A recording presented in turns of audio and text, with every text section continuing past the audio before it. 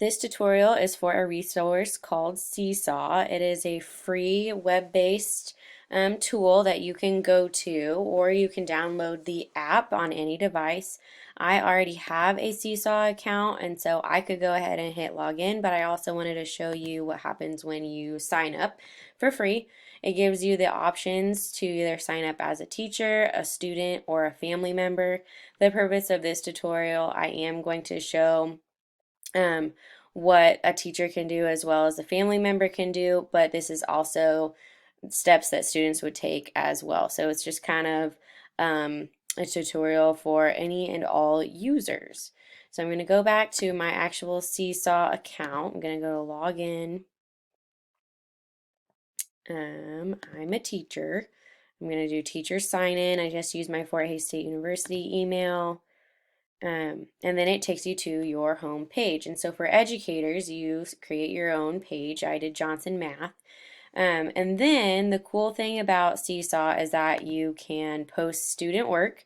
So it's just a way for you to kind of brag about your students a little bit. And I think it's really important to just establish some pride in your students' work. You can also assign activities, and it's really nice when you assign activities because you can also track your students' progress. My goal in having this tool in my toolkit is to allow families to see my students' work, well, their students' work, and I hope to create those opportunities to celebrate progress together and to promote more discussions about school, both with parents and students. Additionally, the teacher has access to the work, just like I mentioned, and so we can observe progress over time. And then I can also send an announcement. For this tutorial, I am going to go ahead and send an announcement. So I'm going to hit send announcement. And I can go ahead and send it to my students, or I can send it to the family members of my students, or I can send it to both. And for this one, I'm just going to send it to my students because I wanted to create a little announcement about how much their teachers miss you since we are doing distance learning. So I'm just going to say, we miss you so much. And then your sixth grader teachers. And then you can add an attachment. I'm going to go ahead and upload a photo from my computer that all of the sixth grade teachers took from my middle school. It'll load. That's our sixth grade message.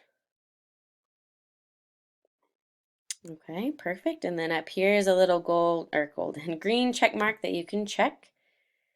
And I can go ahead and edit it, or I can just go ahead and hit the green check mark again because I have already edited it previously. So now I have my little message to my students and then the picture, and I can go ahead and send it. And so then it's going to pop up for my students. So I have it student announcements. I have student announcements as well as family announcements, and so I could either send it to my students again or I could send it to my family members of my students.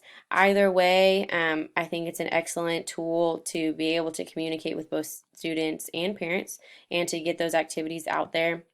The ISTE standards that I chose for this specific tool are ISTE standard for educators 4D, demonstrate cultural competency when communicating with students, parents, and colleagues and interact with them as co-collaborators in student learning. And then ISTE standard for education leaders 2D, I want to communicate effectively with stakeholders, in this case parents, to gather input on the plan, celebrate success, and engage in continuous improvement cycle.